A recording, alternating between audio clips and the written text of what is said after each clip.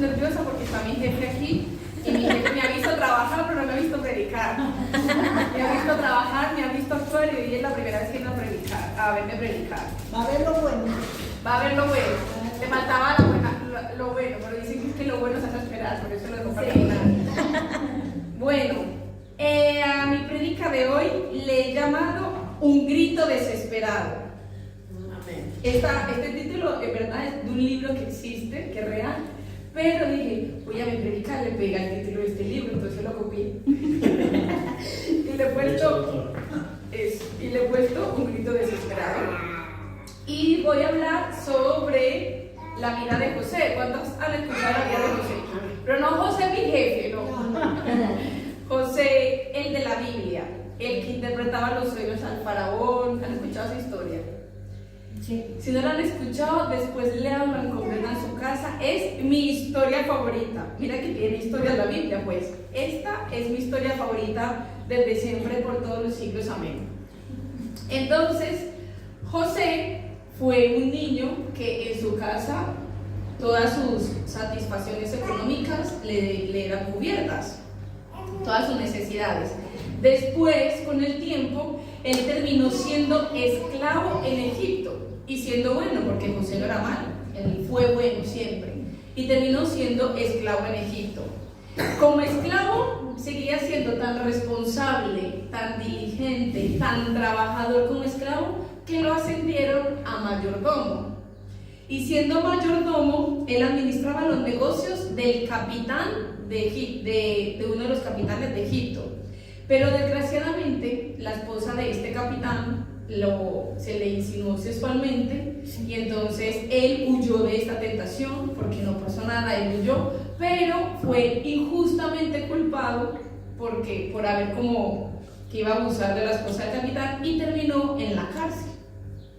Él aún así en la cárcel nunca renegó, hacía lo que mejor podía, se comportaba como mejor podía y después de la cárcel, estando allí, interpretaba sueños, que ya lo iremos viendo más adelante, y finalmente es sacado de la prisión y termina siendo el segundo al mando de Egipto.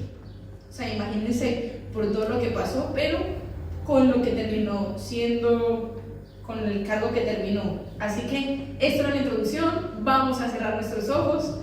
Señor, te doy gracias por este día, te doy gracias por las personas que están hoy aquí, te doy gracias por permitirme estar hoy aquí una vez más enfrente compartiendo de tu palabra, de tu mensaje, Señor.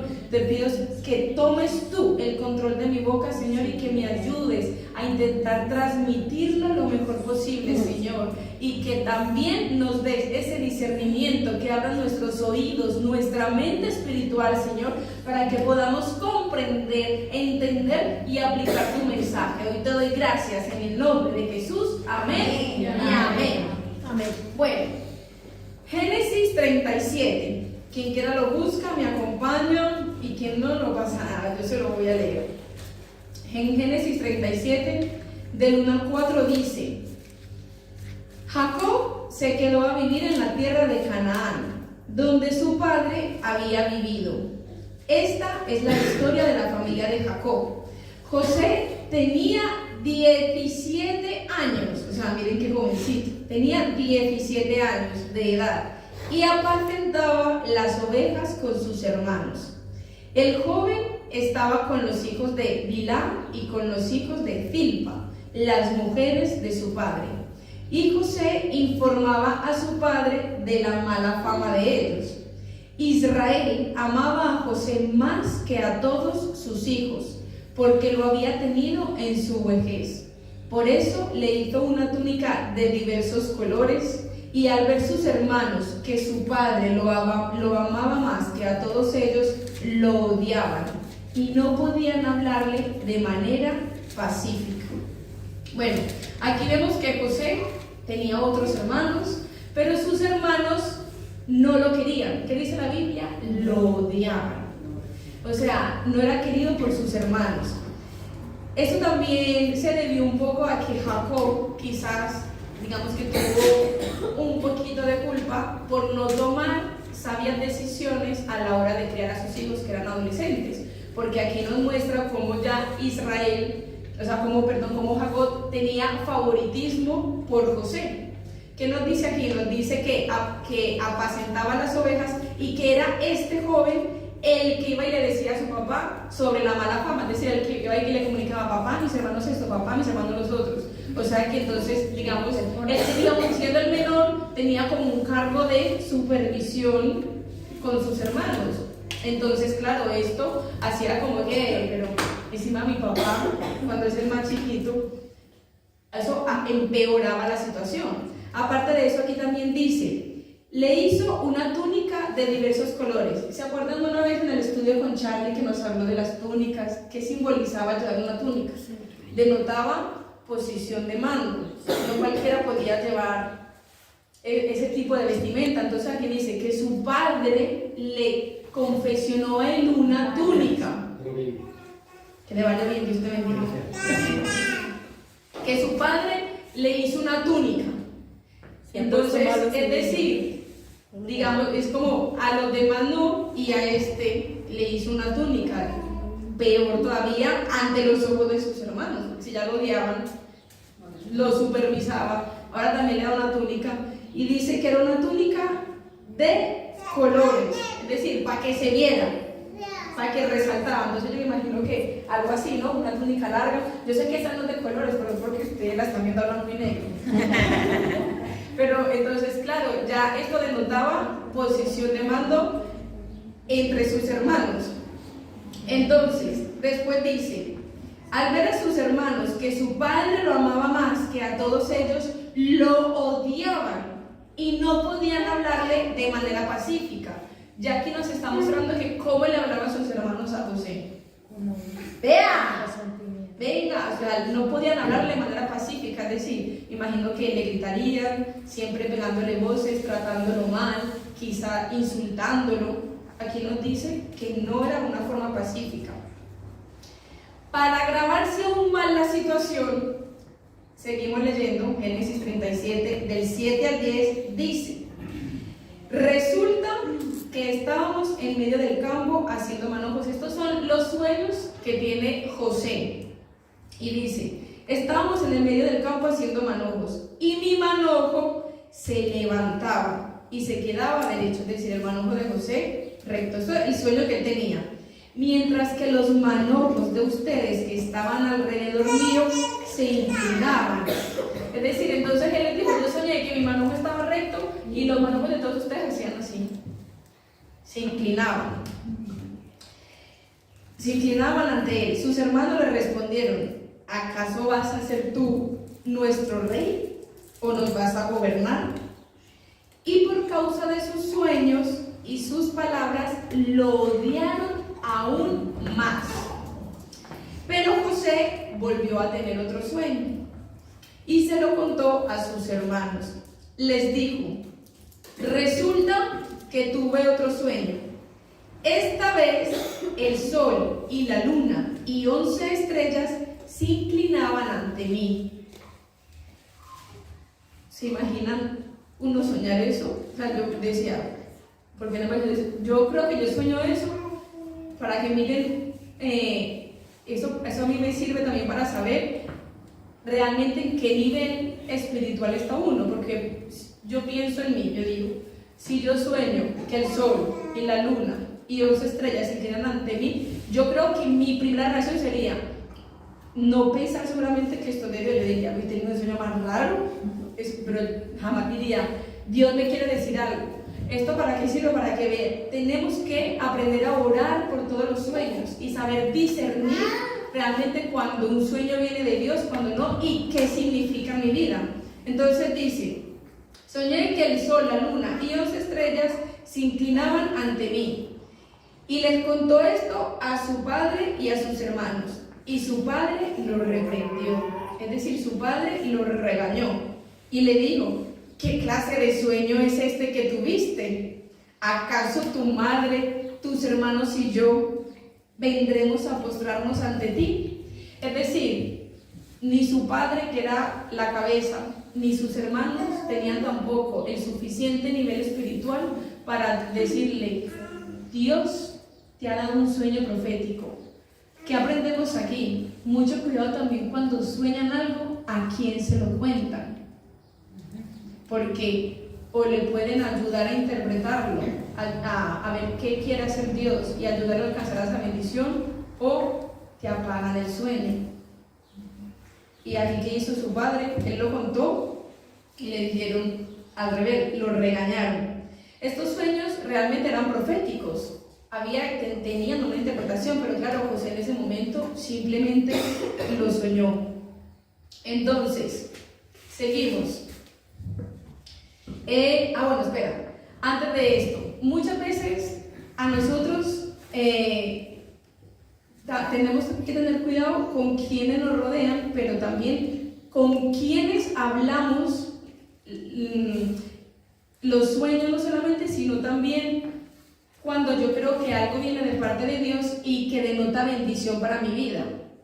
¿Por qué? Porque eso puede despertar envidia en los demás y hace quizás no que no alcance mi bendición, porque Dios al final exalta a quien quiere exaltar y humilla a quien quiere humillar, pero sí que retarde el que yo llegue a alcanzar esa bendición. Sí puede retardar, sí puede ayudar a que, porque yo como humano me vengo muchas veces abajo con los malos comentarios que pueda escuchar de mi alrededor.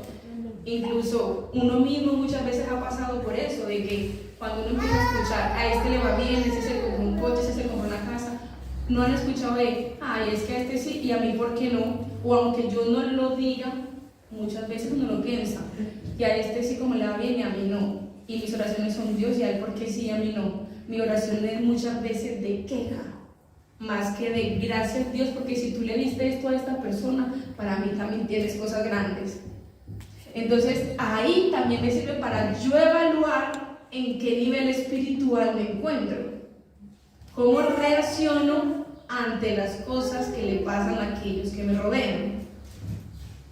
Bueno, Proverbios 14b es la segunda parte del versículo. Dice, la envidia es pudredumbre a los huesos. Es decir, cuidado con despertar envidia, sea con quien sea, porque es muy fácil yo alegrarme con el éxito de las personas que quiero, pero con los que no quiero también me alegro de su éxito. Ahí está lo complicado. Hechos 7:9. Los patriarcas, movidos por envidia, vendieron a José para Egipto, pero Dios estaba con él. Aquí aprendemos que cuando una persona tiene envidia con nosotros, no tenemos por qué preocuparnos, porque si yo sé que X me envidia a mí porque sé que X habla mal de mí, yo no tengo por qué ni actuar igual que esa persona, no tengo por qué sentirme mal porque esa persona habla mal de mí, sino que mi temor tiene que ser para con Dios, porque es Dios quien se encarga de exaltar o de humillar. Y es realmente en medio de la presión en donde uno sabe, o donde sabemos ese nivel espiritual que tenemos, el cómo reaccione yo, porque realmente es humillante que un grupo de personas hable mal de uno, pero ¿cómo vas a actuar tú ante ese tipo de situaciones? Vamos a terminar la historia de José. Entonces dice, Génesis 37, 12 al 28. Cuando sus hermanos fueron a apacentar las ovejas de su padre en Siquem, Israel le dijo a José, tus hermanos están apacentando las ovejas en Siquem, ven que voy a enviarte con ellos. Y José respondió, aquí me tienes. Entonces Israel le dijo, anda y ve si están bien tus hermanos y las ovejas, y vuelve a darme la noticia. Y lo envió Israel desde el valle de Hebrón, y José llegó a Siquem. Mientras José andaba errante por el campo, un hombre lo halló y le preguntó, ¿qué buscas? José respondió, estoy buscando a mis hermanos. Por favor, hazme saber dónde están apacentando. Y aquel hombre le respondió, ya se fueron de aquí, pero los oí decir que iban a Dotán. José fue entonces en busca de sus hermanos y los encontró en Dotán. Escuchen qué fuerte este trozo de película de la vida de José.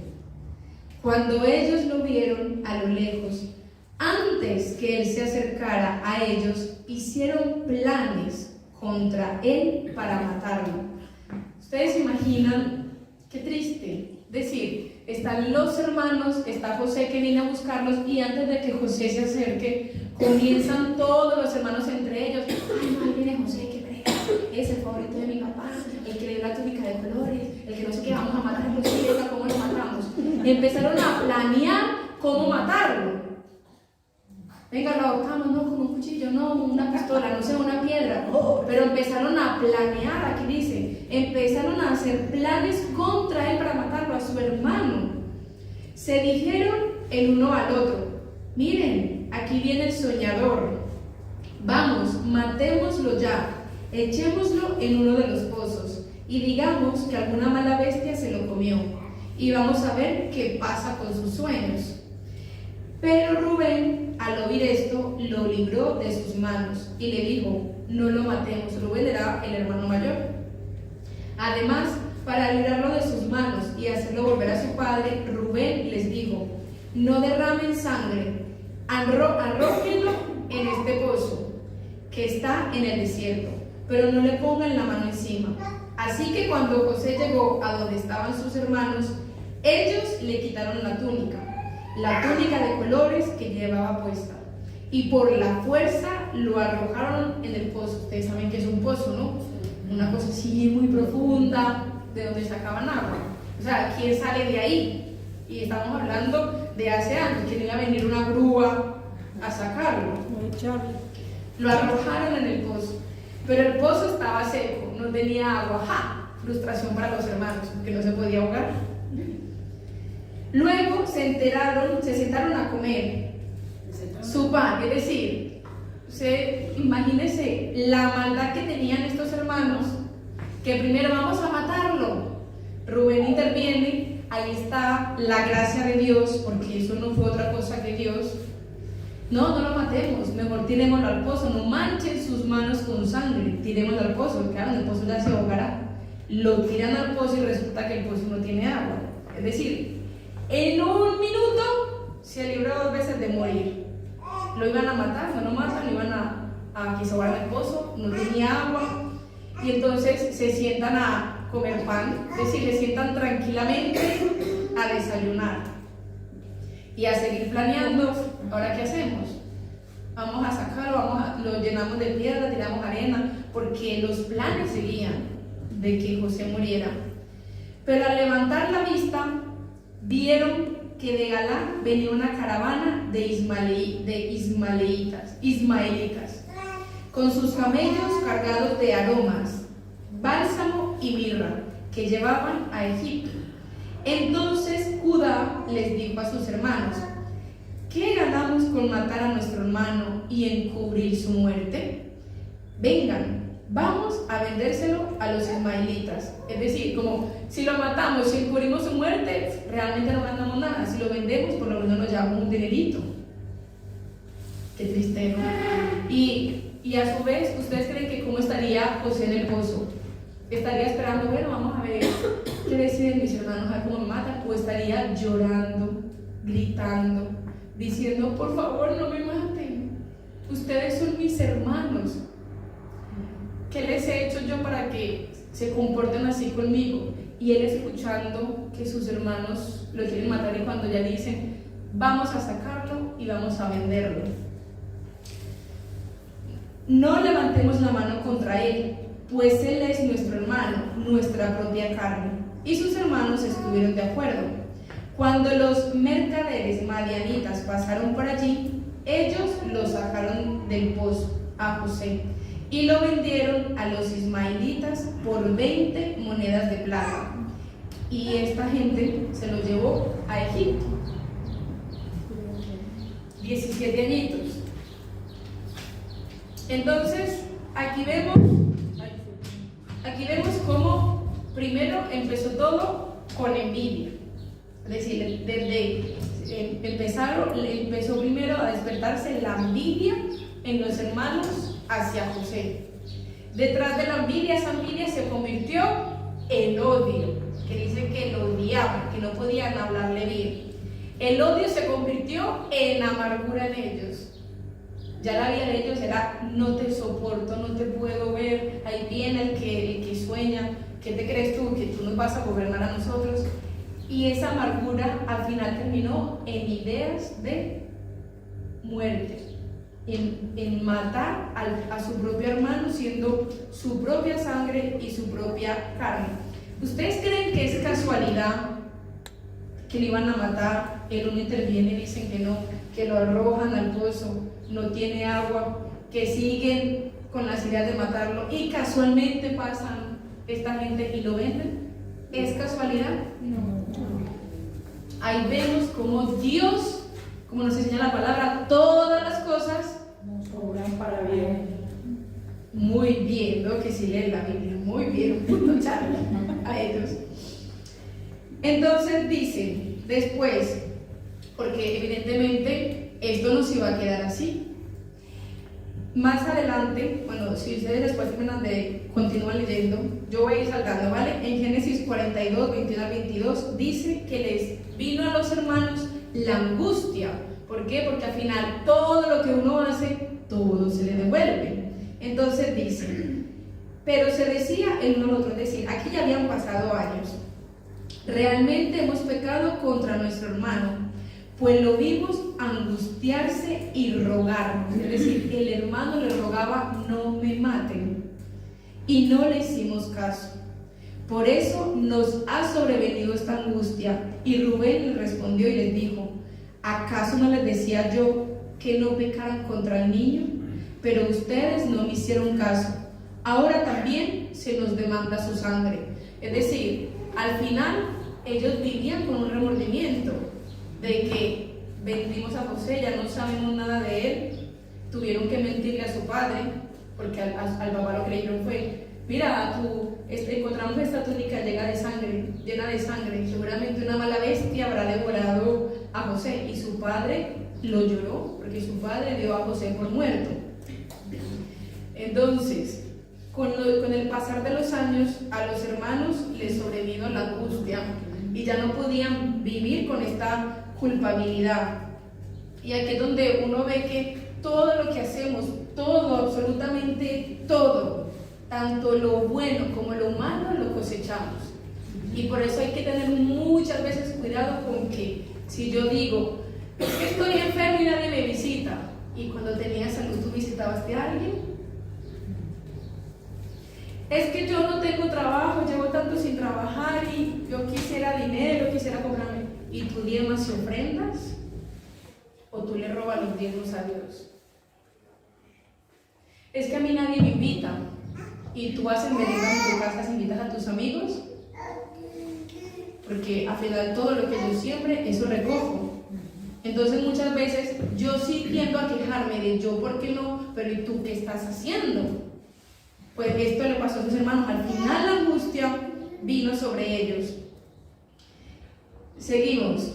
Vuelvo un poquito para atrás la historia. En Génesis 37, del 21 al 35 dice: entonces ellos tomaron la túnica de José, degollaron un cabrito y con la sangre tiñeron la túnica y enviaron la túnica de colores a su padre.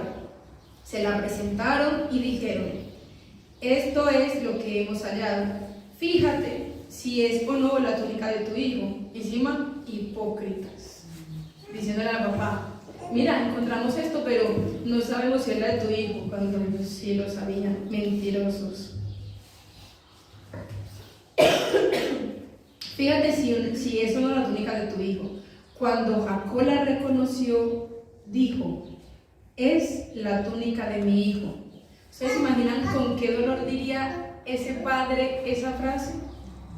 Si era su favorito, era su hijo amado, era el menor, era bueno ver que sus hermanos lleguen con la túnica de su hijo llena de sangre. Entonces el padre dice: es la túnica de mi hijo. Alguna mala bestia se se lo comió. José ha sido despedazado. Entonces se rasgó los vestidos, puso cilicio sobre sus lomos y durante muchos días guardó luto por su hijo.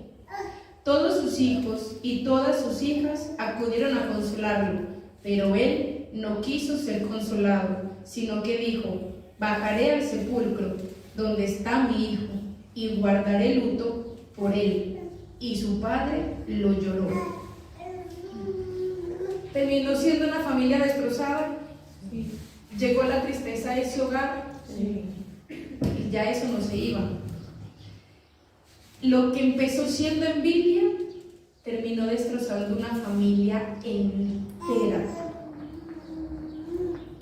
Pero Dios, en medio de esta situación, como José era bueno, era temeroso de Dios, y sabemos que todas las cosas nos ayudan a bien, Él utilizó esto para operar. ¿Qué hizo con José? ¿A qué le ayudó José esto? Le ayudó para aprender humildad y paciencia con sus hermanos. Porque es bajo la presión, como dijimos antes, donde realmente yo saco lo que tengo en mi interior. Mientras todo esté en calma, yo soy muy pacífica. Pero si a mí me viniese una situación así, ¿cómo reaccionaría yo? ¿Qué albergaría en mi corazón?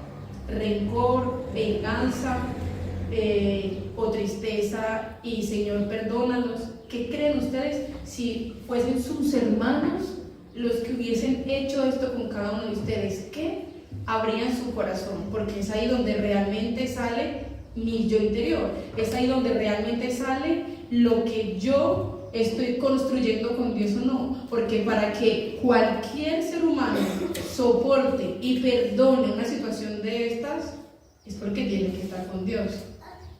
Yo en mi carne es imposible. Saber que me querían matar y hubieron 2 intentos de asesinato y que sobreviví por misericordia de Dios y no por mis hermanos. ¿Ustedes creen que es fácil perdonar eso? Si yo no estoy con Dios, es imposible que no pueda llegar a perdonar algo así. Pero por otro lado, también Dios utilizó esto para trabajar con los hermanos. ¿Por qué? Porque empezó a mostrarles cómo todo lo que uno hace se devuelve. Porque ya los comentarios entre ellos que eran: hicimos mal, ya les vino la angustia, ya no eran felices, ya les vino a ellos la tristeza. Entonces Dios utilizó todo esto para ir trabajando con cada uno de ellos. En Génesis 45, del 1 al 3, dice: no podía ya José contenerse delante de todos. Esto ya aquí pasaron años. Si ustedes siguen leyendo la historia de José, él en la cárcel empieza a interpretar sueños. Entonces, como lo sabe interpretar, el faraón un día tiene sueño, lo manda a llamar y le dice: José, interprétame este sueño. Y como lo interpreta bien y le cambia el destino a Faraón, pasa de que Egipto iba a caer, cayó en pobreza, pero gracias a la interpretación del sueño que hizo José, Egipto fue próspera. De hecho, llegó a ser más rica de lo que era hasta entonces. Y es aquí donde a José se le da ya un mando y llega a ser el segundo al mando. Estaba Faraón y después estaba él. Entonces llega la pobreza y los hermanos de José, como ya estaban aguantando hambre, como mucha gente, se ven obligados a ir a Egipto a comprar comida. Entonces José, ustedes imagínense, José al ver que vienen sus hermanitos aguantando hambre y después de tantos años, imagínense cómo se queda José para salir a día. Dios mío. Entonces dice que cuando ya estaba con ellos, con los hermanos, porque José dijo: a esto me lo dejan, que a esto los atiendo yo, esto les voy a vender yo el trigo. No podía ya José contenerse delante de todos los que estaban al lado suyo y clamó: haced salir de mi presencia a todos. Y no quedó nadie con él. Al darse a conocer José a sus hermanos, Entonces se dio a llorar a gritos, y oyeron los egipcios, y oyó también la casa del faraón, y dijo José a sus hermanos: yo soy José. ¿Vive aún mi padre?, fue lo que preguntó. Y sus hermanos no pudieron responderle, porque estaban turbados delante de él. A José lo habían dado por muerto. Pasó un tiempo, de que no era nadie, lo habían dado por muerto. Pasó un tiempo y cuando lo ven, ya estaba en el trono. O sea, y si mal no lo vieron, está vivo, no. Estaba en el trono, estaba al mando. Eso también nos puede pasar a nosotros. El que me humille, me traten mal, y el día de mañana esa persona que a mí me humilla y me trate mal sea la que venga a pedirme a mí de comer. ¿Y cómo vamos a reaccionar? ¿Qué le voy a decir? Ah, no, pues ahora no te doy. Pues le voy a decir: aquí estoy.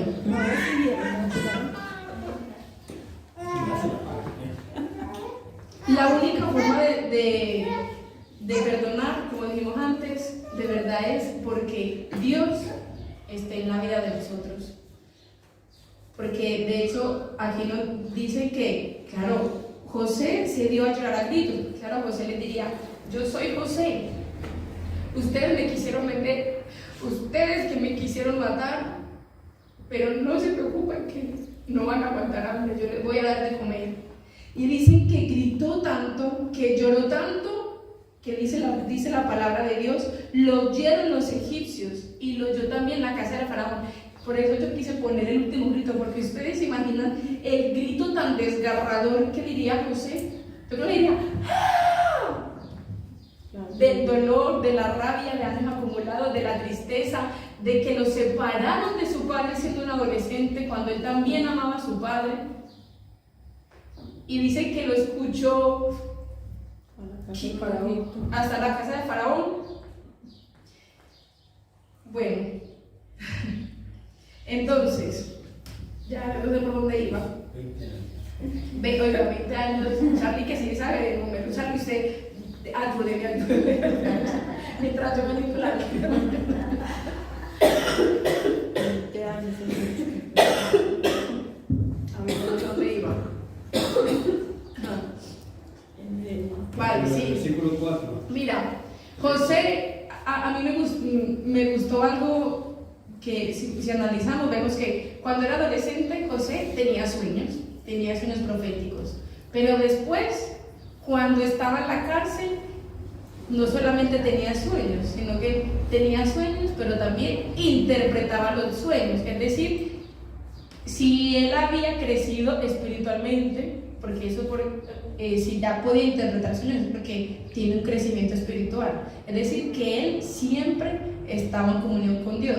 Pero es que después, ante el faraón, ya solamente no tenía sueños, no interpretaba sueños, sino que tenía sueños, interpretaba sueños y cambiaba destinos. Porque el faraón, ¿qué dijo? Soñé que eran 7 vacas, ¿no? Sí.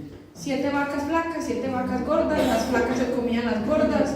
Y entonces José le dijo: esto significa esto y esto, pero te tengo la solución. Es decir, cambio el destino. ¿Cuántos sueños no tenemos nosotros? Si no, yo vengo aquí y digo: no, yo soñé que no sé qué y no sé qué, soñé esto y lo otro, pero y ahí se queda. ¿Para qué sirve soñar si yo no voy a accionar? ¿De qué sirve que Dios me dé un sueño si yo no voy a buscar qué tengo que hacer con ese sueño? En cambio, José, ¿qué le dijo? Faraón, pues el sueño significa esto, esto y esto, pero si tú quieres prosperar, tienes que hacer esto, esto, esto, esto y esto. Y empezó a trabajar en base al sueño. Y eso es lo que tenemos también que hacer nosotros. Si Dios me da un sueño, si Dios me da una palabra, que no se quede en una simple palabra. Dios me dijo que nos iba a llevar a mejores pastos. Y ya, pero sal y búscalos. No esperes que los pastos vengan a ti. ¿Vale? ¿O no vale? Sí. Eso. Entonces, ¿qué nos enseña también esto? Estaba el mundo en ese entonces en crisis, estaba en crisis, porque todos tuvieron que ir en busca de comida. Pero venía la crisis, es decir, en el sueño ya José sabía que iba a venir una crisis o que Dios lo iba a librar de la crisis. La crisis iba a venir, pero hay crisis en tu vida que vienen para prosperarte. Hay crisis en la vida de uno, hay problemas, hay situaciones que vienen no para hundirte, sino para levantarte. Y está en nosotros el cómo voy a caminar yo en esa crisis. ¿Me voy a quedar entonces esperando que las vacas gordas se coman las flacas? ¿O voy a activarme y voy a buscar soluciones para crecer? Miren, José no tenía dinero, pero todo lo que tocaba prosperaba. José en la cárcel no tenía dinero, pero fue ascendido. José en la casa de Faraón entró sin una moneda, pero fue millonario. En la vida de nosotros también puede pasar lo mismo, porque las riquezas no es tener dinero, la riqueza es tener a Dios conmigo. Ahí es donde está la verdadera prosperidad. Entonces, dígale al que está al lado, todo lo que toca va a prosperar. Dígale, tú no eres un mendigo, tú eres linaje escogido. Bueno, después dice, bueno, entonces gritó, lloró. Y ese es el grito que nosotros también muchas veces tenemos que soltar. Porque una cosa es la situación que a mí me ocurre, una cosa es lo que yo voy cargando, el que yo diga, sí, ya te perdoné por lo que me hiciste, y otra cosa es que yo de verdad saque eso que tengo en mi interior, porque yo puedo perdonar aquello que a mí me ha hecho daño o aquellos que me han hecho daño, pero yo tengo que sacarlo de mi interior, porque José tenía la bendición no solamente para él, sino para el mundo entero, o sea, para compartir. Pero si él no saca ese grito, si él no habla con sus hermanos, no saca eso que tiene en su interior, esa bendición lo hubiese disfrutado igual. No. Entonces, por eso es importante muchas veces también, no solamente que yo diga sí te perdono, sino que yo de verdad sí tengo que decirle ¡te perdono! Que lo saque de verdad, porque si no yo no voy a disfrutar las bendiciones que vengan a mi vida. Y el que yo tenga una bendición no dice mi nivel de madurez espiritual. La bendición dice que yo he sido buena y que Dios me está prosperando. Pero el que yo de verdad comparta la bendición con aquellos que me han hecho daño, eso sí es un nivel espiritual bueno. Un 10 de 10. Y para terminar, Génesis 45, de 4 al 5, dice: entonces dijo José a sus hermanos. Escuchen, porque esto es lo que seguramente ustedes tengan que decirle a aquellas personas que han hablado mal en algún momento de la vida de ustedes. Miren lo que les dijo José después de gritar: acercaos a mí. Y ellos se acercaron. Yo soy José, vuestro hermano, el que vendisteis para Egipto.